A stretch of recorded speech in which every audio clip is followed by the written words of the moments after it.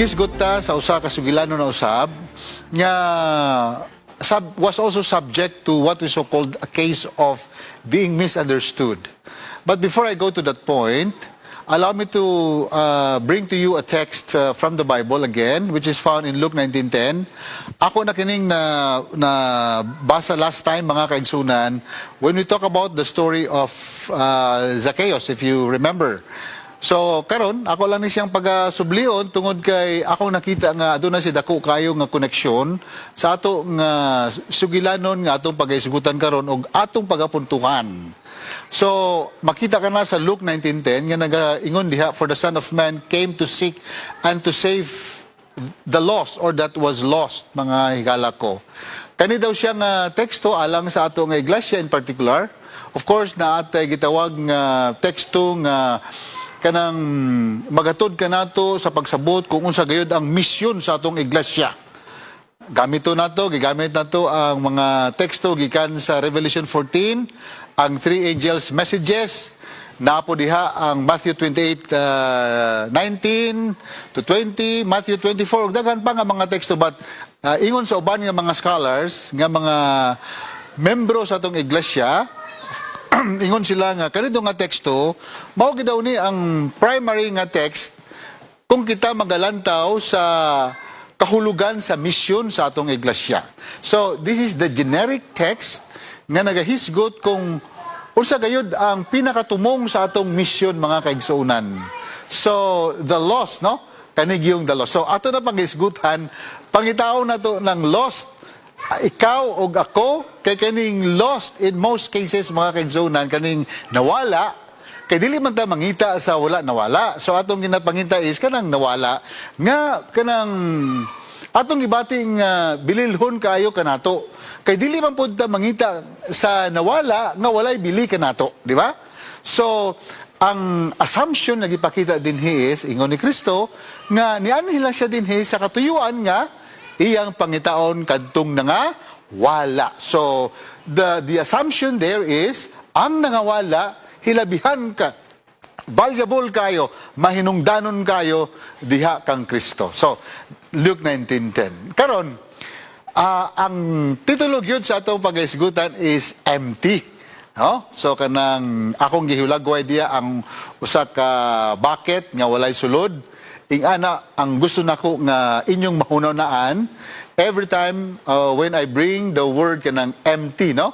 Kanang walay sulod, empty. Okay, so it may mean so many things siguro sa atong kinabuhi, pero adunay sugilanon dinhi makaigsunan nga haom kayo diha gayud sa atong titulo og sa kanang object nga atong gipakita dinha sa atong titulo nga nagisgot may tungod sa empty.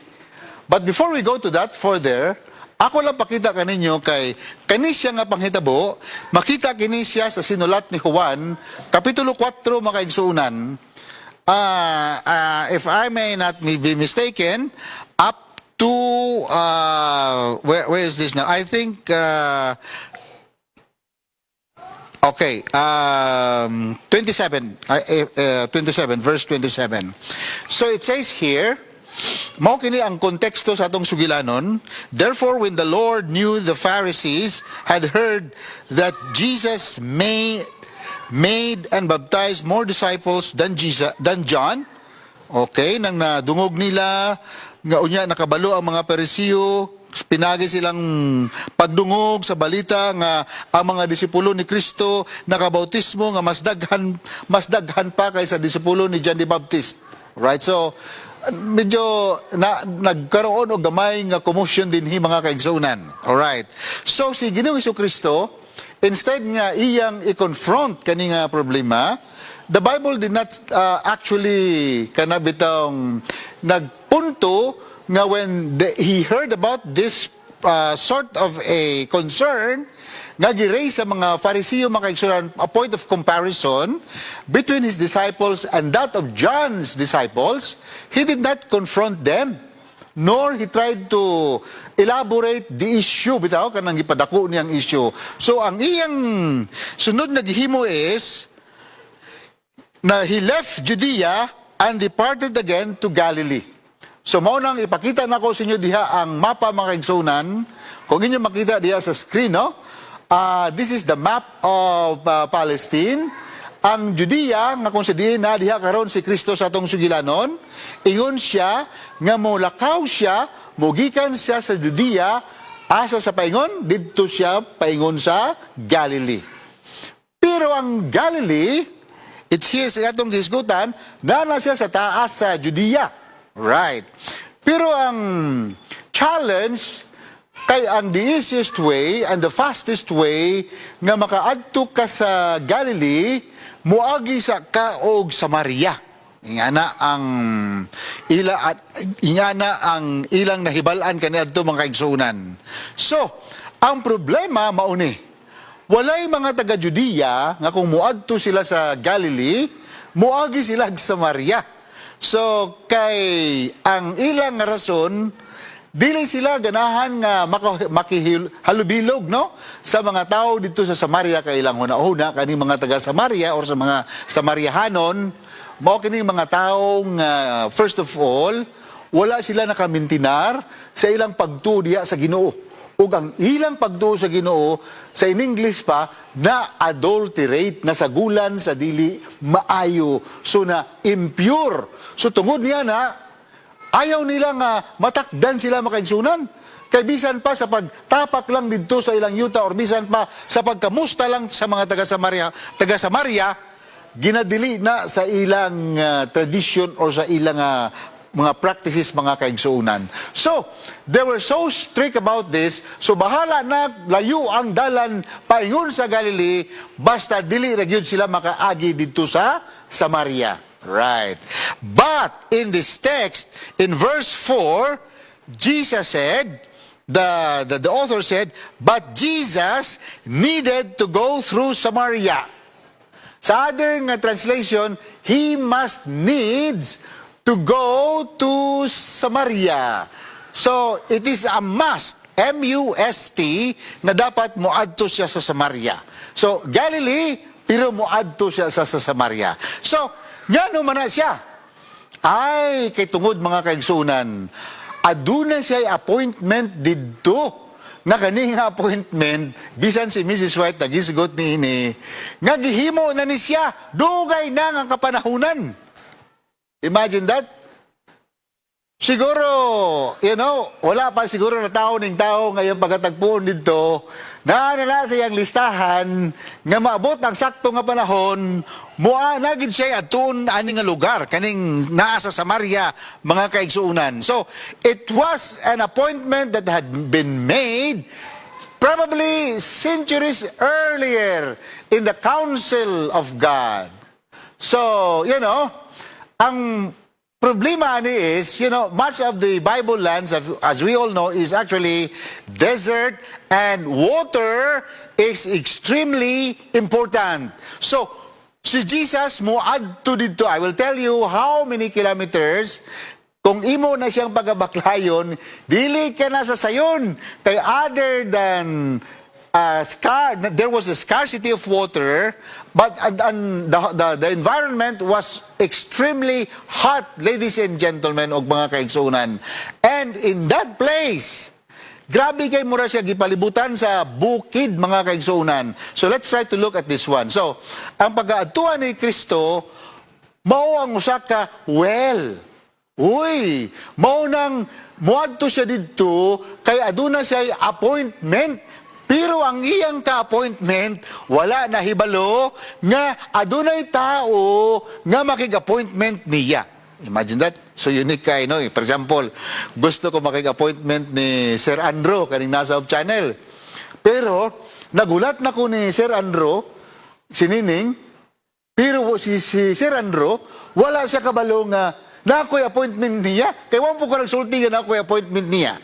Pero akong pag-appointment ni Sir Andrew, ay kay nakabalo ko nga kaninga time, kani si Sir Andrew, muanhi dinhi nga luna, or muanhi gid siya dinhi nga lugar. Kay nabatasan na ni Sir Andrew sa ingani nga oras, ay walay sipyat most of the time, naagid siya ani nga lugar. Okay. So, asa gani siya niadto? Dito sa usa ka well or tabay. Alright. Gitawag ni siya nga Jacob's well, ladies and gentlemen. Actually, kining well, okay ha? Gidag ni siya ni Jacob. Itong panahon pa sa sugilanon na to kay Joseph. In fact, kaning well, o kanang well, magod ka na to, before I go further, usa na siya sa mga butang nga magpamatuod nga ikaw ang tag-iya ana nga property nga kung sa diin didto ka nagkalot og well kay wala man kanadto og kanang land title nga magpamatuod nga ikaw ang owner or ikaw ang tag-iya. So ang usa sa mga butang nga ilang ginahimo para magpamatuod nga ikaw ang owner mo kalot sila og well. Alright, so ang katas-on sa well nga gikalot ni Jacob was actually 135 feet deep, mga kinsunan. So that's about 41 meters. Why? Because physical water was actually necessary for their survival during the time. Kaya in fact, ingon sila, mas mahal pa daw ang water kaniadto kaysa well sa olive oil. Di ba? Mahal po ng olive oil kaniadto. Pero kung nada kay tabay, tubig, mas mahal pa ang water, well, kaning tabay nga kung sa diin naadiha ang usa ka tubig. But the important thing in our story is, it does not really confine in the idea of the physical water, ladies and gentlemen. So, atong makita now, makasugod na tag-imagine nga ang tuyo gini Jesus dito makaigsunan, not just the physical water, but it's actually a water that goes beyond physical water. So, it was a very, very important kind of appointment. Why? Because that appointment, it actually concerns the salvation of one special soul. Right. So, not just the physical water, but actually it speaks about the spiritual water. So, bisag pag sa kainiton sa panahon mga kaigsunan, hing-adto gid si Ginoong Hesus didto kay aduna lagi siya appointment. So, mao ni siya ang well. All right. So, while he was there, okay, then actually, he actually met this woman, all right, this one. Ingon sa usa ka sugilanon, kung imong basahon ng John 4, it was actually 12 o'clock noon time. Ingana ang schedule sa usa ka tawo nga iyang pagatagpuon. All right. Wala na ilain pa nga time nga kung sa diin, makita niya ni siya nga tao or kani nga bayana. Only at 12 o'clock noon. Imagine ang kataas sa init mga kaigsunan, perting inita kayo, but despite of that, ay gihulat gid ni Kristo nga moabot ni siya, kay siya lagi ang ka-appointment ni Ginoong Hesukristo. So hingabot ang babae. Nay nangutana nganong pastor, nganong alas 12 man mahingadto ang babae dito? Nga pwede man siya moadto dito sa sayo sa buntag, pwede po siya moadto dito sa gabi, nga maong ginahimo sa kasagaran nga mga kababainhan kaniadto. So walay kababainan kanito mga babae nga mohakot og tubig sa 12 o'clock noon. They would rather go there early in the morning or early sa gabi, mga kaigsunan, para malikayan nila ang kainiton sa panahon. Pero kaning babae, nganong alas 12 man pastor, nga hilabihan kainit kayo. Mura dili sakto ang iyang panguna-una. Pero actually, mga kaigsunan, adunay problema ang babae. Kaya nga naman, misunderstood lagi siya sa ilang sosyudad. So para malikayan ang kadugang sa kabugaton sa iyang panguna-una kay kasagaran sa mga tao dito sa komunidad kung sa diin dito siya nagpuyo, mga igsunan, she was considered to be as an extremely misunderstood person. Wow. Pero Jesus was waiting there for her. Mo nang ingon sa ka-author. Ako lang balikon mga kaigsunan ha. Na statement din hinga nang ingon. Ingon sa usa ka-author this highlights, kanina pag-ato bitaw ni Jesus dito, this highlights daw Jesus' humility in resting at the well during midday heat, choosing to engage with the Samaritan woman when others would avoid it, thus enabling a meaningful and transformative dialogue. Kinsa man gud ang gusto mo adto dito sa hilabihan ka init nga panahon? Nobody would dare do that. But Jesus actually dared do that. Why? Because his mission is actually to bring kaning kausaban. That is what he was intending to do. Kausaban sa usa ka kalag, sa usa ka tao nga nagapangita ni ana mga kaigsuonan. Transforming or transformative dialogue. Dili na sa sayon nga mission, kay basig masipyat siya sa first pa lang niya nga pagstorya, masipyat. Unya, hawaan siya sa babae, kani bitaw ang conversation sa stranger. Daghan ako nabantayan ano yung mga kaigsunan, kanang mo biyahe ta or whatever, usay, na ako maobserbahan nga mga tao nga mo engage o mo initiate og conversation sa usa ka stranger sa airport or sometimes sa bus or sa airplane. Pero usay maobserbahan ako nga katong ilang gi-converse na ipoy panahon nga murag di gipud ganahan maminaw. So later on, mo stop ra pod siya og kanang trying to kanang istorya ba. So, risky siya. Kay basig unyag, mamali ang iyang pagsugod sa istorya, bayaan siya sa kaning nga tao, kaning nga bayhana, nga iyang ka-appointment. But the woman never knew at all nga adunay tao nga nakig-appointment niya. So strange mga kaigsuunan. And so, balikan nato din hinaw sa ato nga next. So, the Samaritan woman's arrival at the well during the hottest part of the day reflects her spiritual thirst and weariness. Ingon sa usa ka magsusulat mga higala ko. So, why reflects her spiritual thirst and weariness mga higala ko? Because of her spiritual status. Because of her spiritual standing. Ingana dahil ano, kanabitang puno kayo sa problema, grabe kayo ang kabugaton nga gibit-bit sa atong panguna-una, gibit-bit sa atong lawas nga sakit, or whatever that does, or gisubject ta sa ridicule sa society, sana gitabit-tabit ta, grabe kayong istorya nga ni multiply ng istorya, nga murag lightning, nga dili na mapungdan, nga grabe na gid nga murag, nadaot na gid ta sa social media mga kaigsunan, murag wala na gid tay nawong nga atubang, kung magawas ta sa atong puluyanan, mauna ang case ni ining bayhana, mga higala ko. But her going to that well, according to this author, it was the hottest part of the day. Nga walay taon da nga muhimo ani kay kasagaran sa mga kababainhan during that day. At dito sila sa ilang puluyanan. Dili sila mo gusto magawas kay init kayo, but this is the only woman dared do that, to do that. Reflects her spiritual thirst and weariness. Nganong iya po itong gihimo, ay nga ni din mga kaigsunan. Kay para, dili sa masubject sa mga, kanabitang mulik, isolated, kanabitang tao nga mudaot ni mo, nga wala na kay nawong pa nga ipakita sa komunidad o sa church o sa imong mga higala. Kay daot na gid kayo. Grabe na gid ang pagdaot. And iyang gihimo mga kaigsunan, para malikay lang na, muadto siya didto sa panahon or sa time sa adlaw nga walay mga tao nga muadto didto. Oy. Sa usa ka tawo nga naa nga sitwasyon, murag masabtan na pud nato makaigsunan.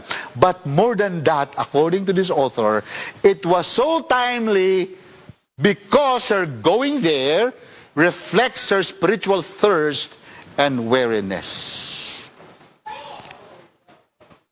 Si Pedro sa 2:17 nagingon, ang mga tao daw sama usab sa wells without water. Kita nga mga makasasala, makaigsunan, usay lang, dili na daw ta ka-realize nga kanang nauhaw na taba.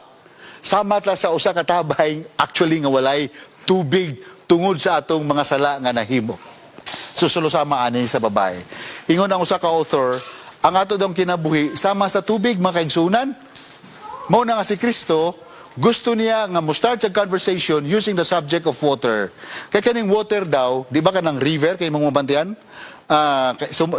In the picture, mga kaigsunan, kaning river, ang pagkaning normal nga river, magsigil rin siya flow. Dili daw ni siya muundang. Wala daw kakita river nga stagnant siya makaigsunan. So kani siya kani daw siya nga pagulagway, sulusama daw ni sa atong kinabuhi nga ang ato daw kinabuhi sama daw sa usa ka suba nga disturba. Dili ta mahimutang nga gasigil lang siya og move nga murag restless ta sa atong pagkinabuhi. So our lives are like waters.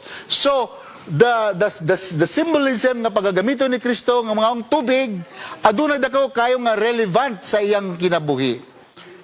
So the woman approached Jesus there, and actually abi ninyo, she started with a very common conversation. Wala kay daghan nga gistorya si Ginoong Kristo. Jesus is a man of few words, di ba? Abi ninyo sa gisulti ni Kristo when she started the conversation. Pag-abot gyud sa babae makaigsunan, tanawa ha, si Jesus Christ na ay mission ani nga tawhana. So he has to be very, very careful kung unsaon niya pagsugod og conversation. So actually this is part sa communication. How we communicate ba? Kana bitong tao nga puno sa problema, nga usahay, wala sa kasabot siya kaugalingon, nalibog siya, unsaon niya pagdala iyang kaugalingon, unsaon niya pagplaster iyang kaugalingon, unsaon niya paghatag og direksyon siyang kinabuhi. So nasa sa imong atubangan, unsaon nimo pag-start sa conversation. So kung nimo obserbahan ni si Jesus Christ, gwapo kaya ang style sa communication, ladies and gentlemen. Kaya nga naman, wala na sa daghan nga istorya pa nga. Oy, day, kamusta ka day? Mayo kay ni ani ka din niyo. Ay may hanap bitaw nga mga style sa mga istoryahan, no? Kanang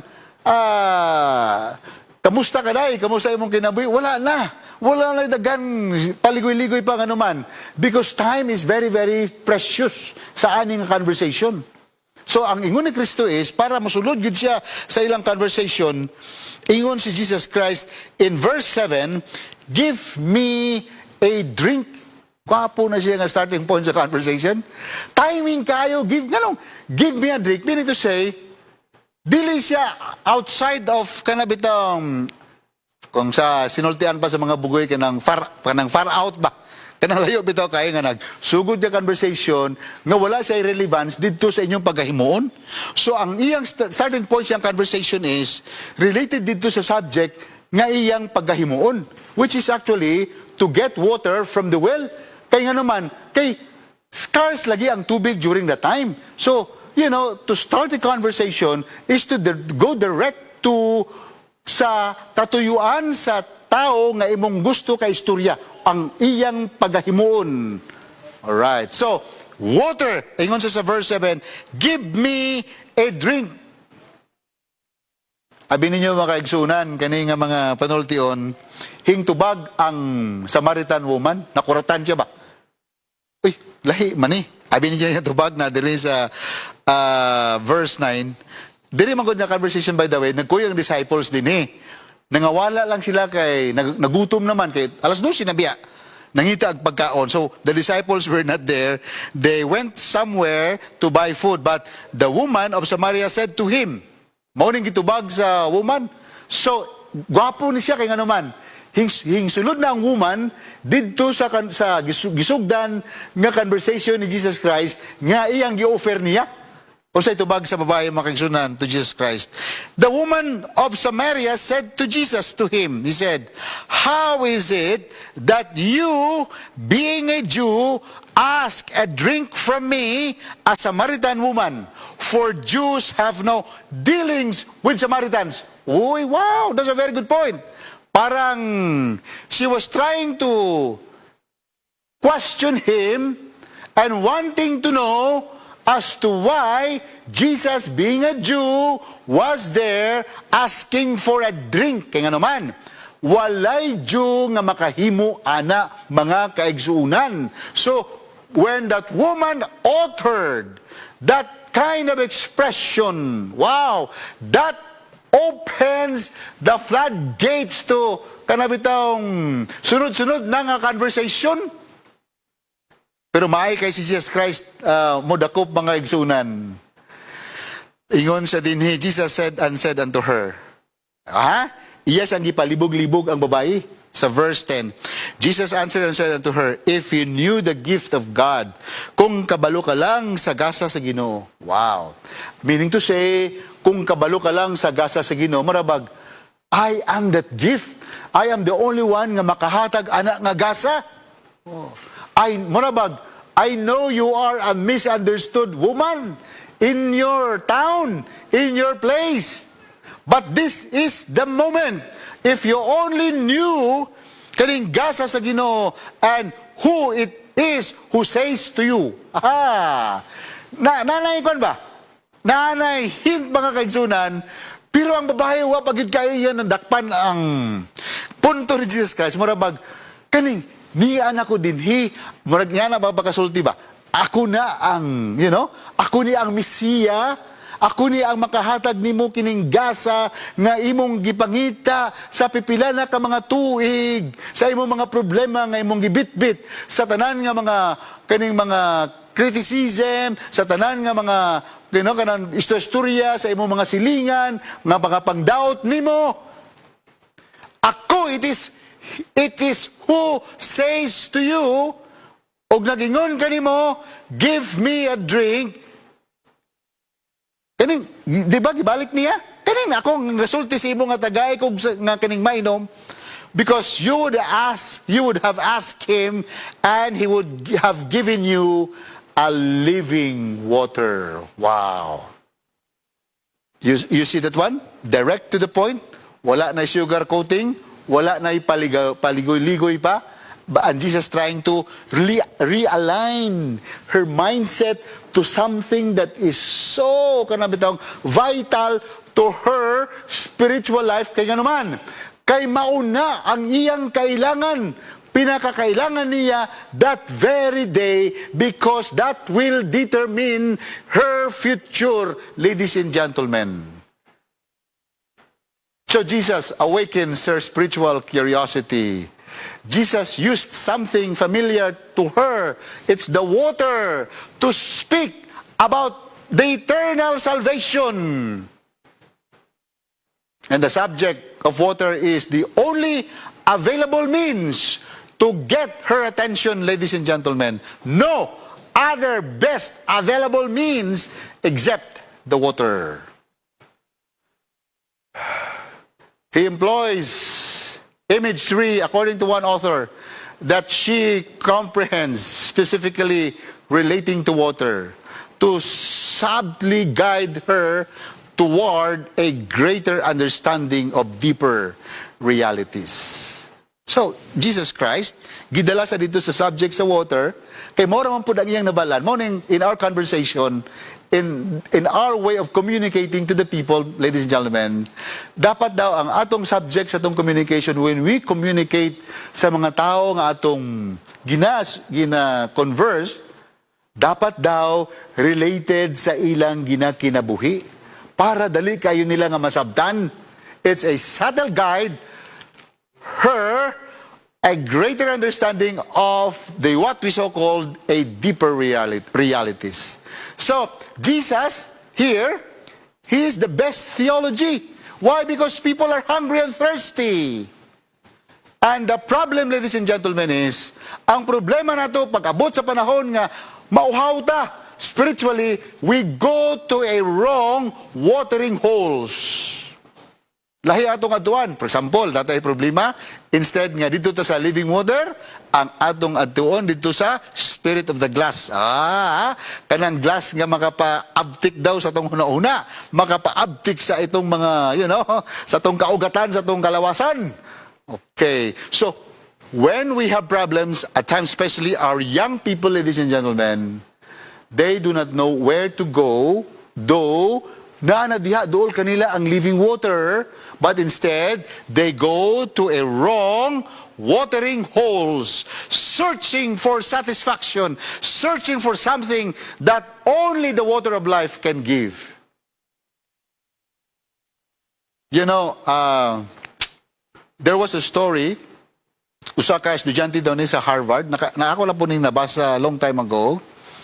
Natingala yung teacher kay nagsige daw siya hilak sa ilang klase. So tungod kay nabalaka ang teacher mga kaigsunan, ang gihimo sa teacher is, kaya naman sila guidance counselor. This happens actually at Harvard University. It's a big school. It's a prominent university. In fact, one of the best universities in the world. Igidala na siya sa psychiatrist kay murag lahi na pud ang iyang kwan ba kanabit ang iyang aura, lahi pud ang her way of crying. So she was brought to a psychiatrist in the school. Pag-abot na dito, gi-process sa psychiatrist, gi-paminawan sa psychiatrist, pero dili gyapon siya muundang og hilak, mga kaigsunan. So until such time nga ang teacher hing decide na gyud nga ibalik na lang siya dito sa iyang parents, especially to her father, because according to the story, she was actually close to her father. And so when the girl was brought to her father, she was crying, and the father asked her. And the father asked her and said, "What happened, anak?" Or something to that, no? What happened? Abi ninyo, unsay gitubag sa bata? Ingon siya nga, "Dad, na ay gusto ginako himuon, Dad. There is something that I really want to do, but the problem, Dad, is I do not know what it is." Di ginako mahibalan kung unsa na siya nga butang nga gusto ginako unta pagahimuon, Dad. Now I can relate to this woman of Samaria. Exactly the same. Na siya deep inside her. Naig siya gusto nga pagahimuon sa iyang kinabuhi. Kaya dili, basta-basta po ni nga sitwasyon nga being misunderstood, mga kaigsunan, kani nga bay, or kani nga bayhana. Pero siguro wala siya kabalo. Unsa na nga buta nga gusto niya nga maangkon sa iyang kinabuhi. Sama atong bata sa Harvard nga, subject to that kind of experience siya. But good enough, Jesus was there, and she was actually talking to her. So, that's why our world nagitay problems sa sometimes scarcity of the physical water. Pero ang real issue gidaw mga kaigsunan is kanang scarcity sa living water. That's the real problem of everyone else in this world. And so Jesus brings her to face her brokenness gently. You know what? I'll tell you the discussion here. I'll read to you what happened regarding their conversation. The woman said to him in 11, diba Jesus had that conversation with him regarding the gift of God? If only she would ask, that this person would give him the living water. Pero wala gyapon niya na nakuha ang punto, mga kaigsunan. And the woman said to him, "Sir, you have nothing to draw with, and the well is deep. Where then do you get that living water?" Oy. So, wala bagid na kanang naplansa og takto ang iyang panghununa, mga kaigsunan. Pero actually, the living water is just right there in front of her. Nga na biyataw sa nga, for example, sige tagsimba, participate sa ministry, abinatog okay lang, mga kaigsunan, no? Pero natay murag grabe gyapon ang mga mga pagsulay nga kahitabo sa tong kinabuhi. And times we go to a wrong watering holes. It's just like this woman. He said there is nothing to draw with, even in the face or before that source of living water. And verse 12 it says, "Are you greater than our father Jacob?" And in 13, Jesus answered and said to her, ingon si Jesus, direct to the point, mga kaigsunan, ingon din siya, "Whosoever drinks of this water will thirst again." Kanang imong gibit-bit nga sudlanan sa tubig, kanang bucket or pot of water, kung diya ka mo salig, you will thirst again. Kung mosalig ka diha sa imong posisyon, kung mosalig ka lang sa imong kaugalingon, nga imong gihuna-huna, nga makaya nimo ni siya, nga maimo ni siyang ma-overcome. And Jesus is telling you today and this morning, you will thirst again. Even if you have the, siguro, material things, abundance of material things, or sound health, mga kaigsunan, or unsa pa man nga mga butang nga makapahunang-hunaan nimo nga secure na ang imong kaugalingon. Or bisan pa sa panahon nga ikaw gatubang og dako nga problema kay tungod kay imong ginuuna aduna kay dako nga kaalam or kahibalo nga makasulbad ana nga problema. But Jesus is telling you today, ladies and gentlemen, bisan pa sa itong mga kabatanunan sa panahon nga magproblema sila and they would resort into all sorts of vices nga ilang ginauna, maunay temporarily nga makapahunong sa ilang kaguol, makapahunong sa ilang stress, makapahunong sa mga pressure na nagaabot sa ilang kinabuhi. And Jesus is telling you today, brothers and sisters in Christ, whosoever drinks of that water of yours, you will thirst again. And she was telling that to a woman. But whosoever drinks of the water that I shall give him will never thirst, but the water that I shall give him will become in him a fountain of water springing up into everlasting life. Wow! This is a water, not just an ordinary water. Why? Because this water will bring you to what we so called an everlasting life. Sumurabag. Yes, people misunderstood me. I usually isolate myself from the community because I think of myself as murag kanang wala na ko'y bili, wala na ko'y value. But so either I misunderstand myself or people also misunderstand me. But Jesus is talking to you right now. You are that person. I am like that Samaritan woman many times. And Jesus is bringing you the same message. Not just to the Samaritan woman, but to you himself. And so, the woman said to him, Sir, excited siya. Excited ko. Kay karon, maunaning panahon kay grabe yun ding. Akong giharap nga sitwasyon sa akong kinabuhi. Nga wala jud ko'y mahunaunaan nga solusyon. Just like this woman. And so in 15 it says, Sir, give me this water that I may not thirst. Come here to draw. Sir, kung naamagyod na siya nga tubig, tagain ako karon para di na ko mubalik din. Imagine that? So, that kind of thinking, mga kaigsuunan, nagpahibalo ka na to, nga kani nga bayhana, nagod siya dako nga problema deep within her. Sama na ako, sama ikaw. And only Jesus can understand that problem inside you because he has the eye and the heart that can see beyond what others can see, ladies and gentlemen. And so, tanawa ha, this is a very good conversation. Abi ninyo unsa gitubag ni Kristo? Ingon siya in verse 16, Go call your husband and come here.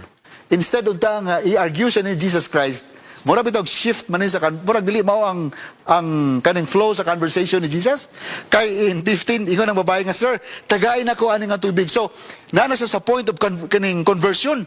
Kanang converted na siya sa edge of conversion ba?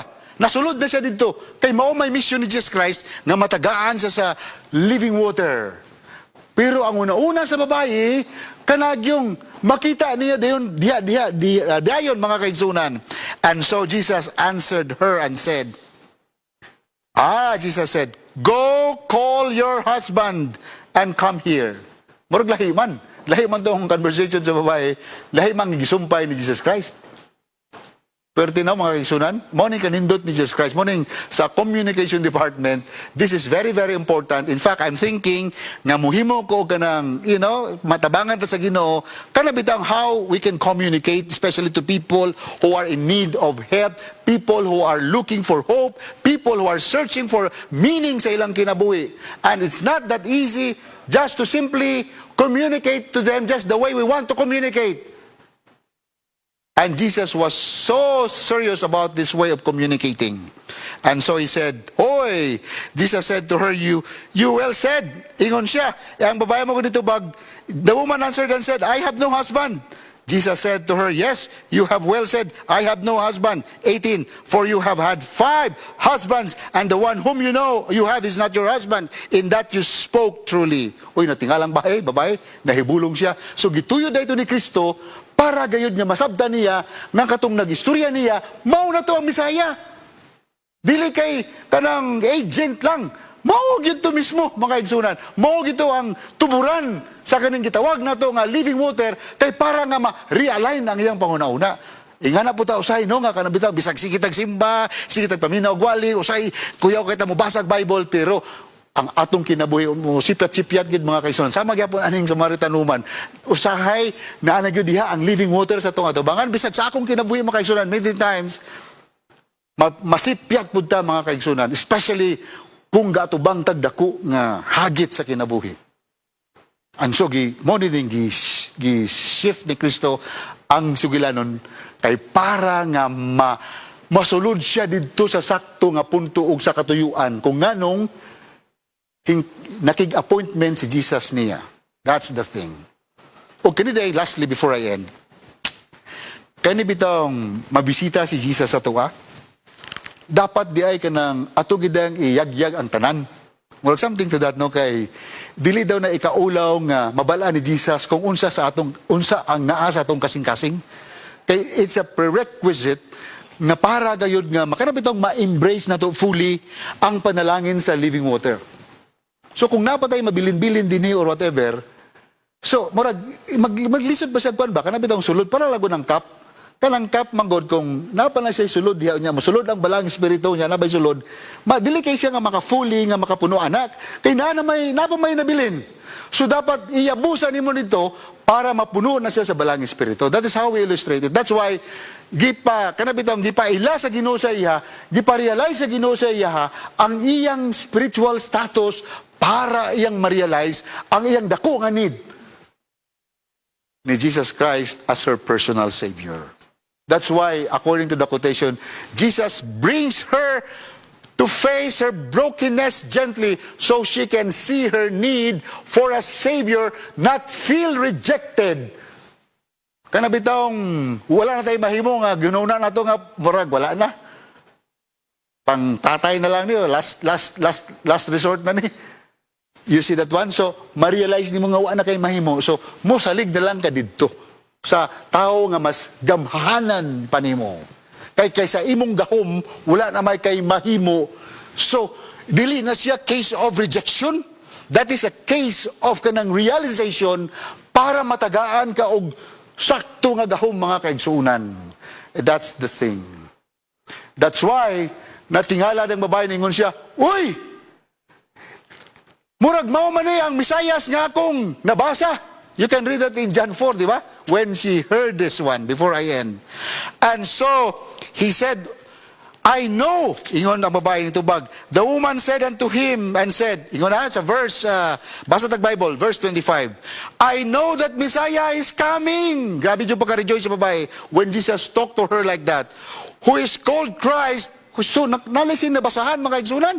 Siguro yung naka-Bible study niya kaniadto. When He comes, He will tell us all things such as this. Grabe ang pagto. And Jesus said to her, nagdito na din nagpaila ang Ginoo. Tanawa dire mga igsunan ha, pagpaila sa Ginoo. Unsay giingon sa Ginoo. I who speak to you, ako ni. Kanang Mesiyas nga imong gisgutan karon, I am He. Ladies and gentlemen, kanang Mesiyas nga imong nabasa karon din He, nga mao'y nagbadlong kanimo, mao'y nagpadasig kanimo tungod kay naluya ka sa pagtuo. He is telling you right now, this person is telling you from the Bible, from the Scripture, he's telling you, ako ni. He doesn't say, siya na, but I am He. He's making Himself personal to you, ladies and gentlemen. He's making it somewhat intimate. And so when the woman heard this, grabe yun mga kaigsunan, when Jesus said to her, I am He, ay, di ba, uhaw siya, daggan siya mga bucket of water nga gidala dito sa well, iyang nakalimtan.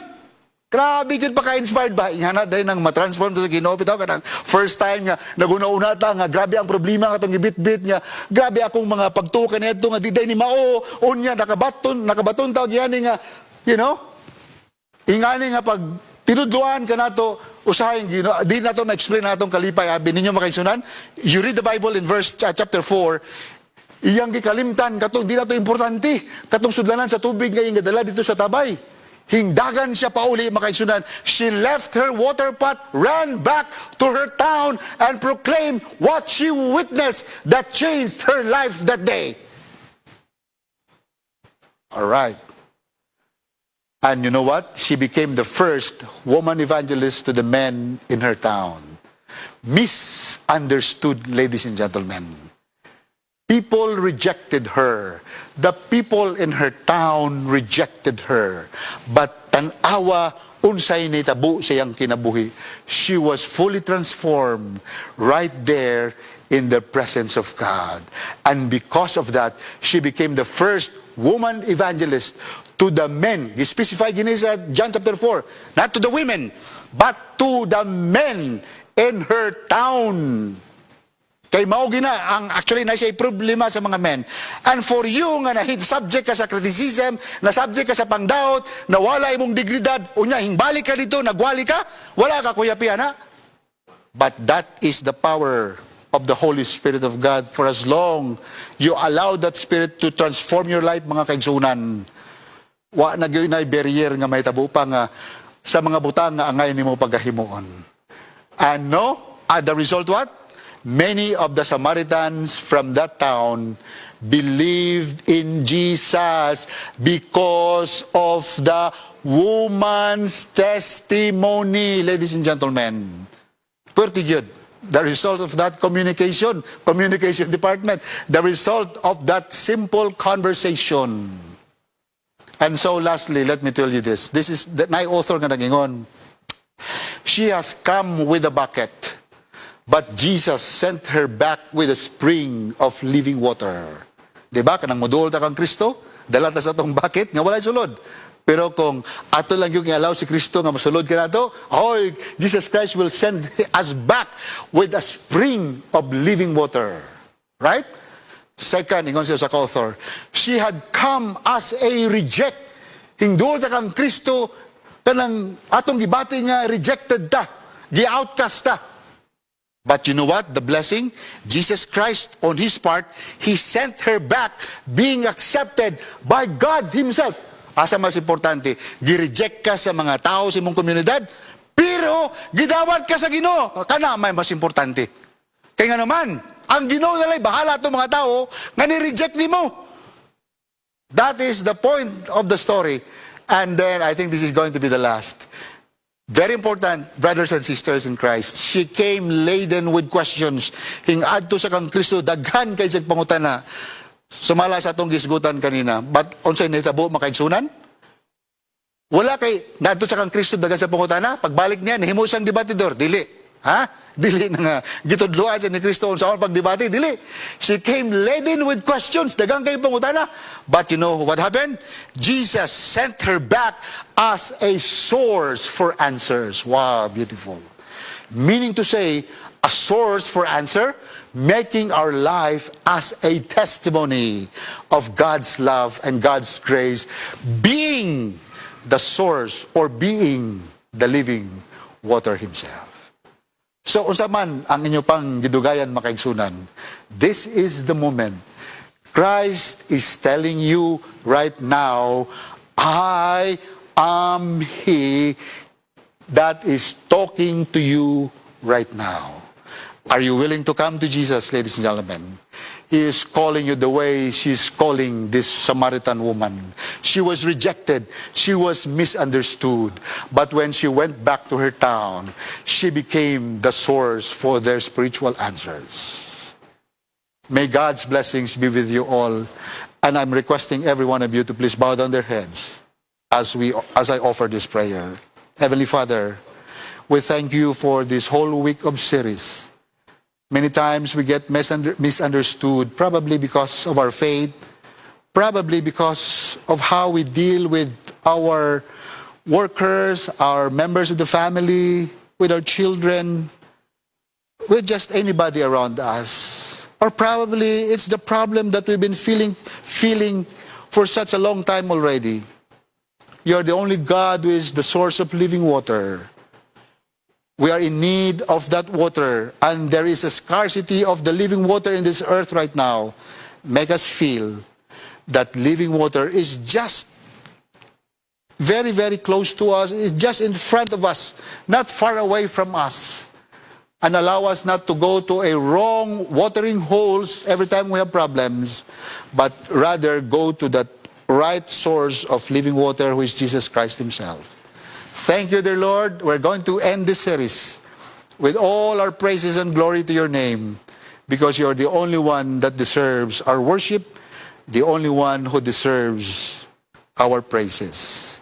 Thank you for loving us, and thank you for taking good care of us. But above all, help us to be a witness of you by transforming our lives so that we too can be a blessing to those people around us. In Jesus' name I pray. Amen.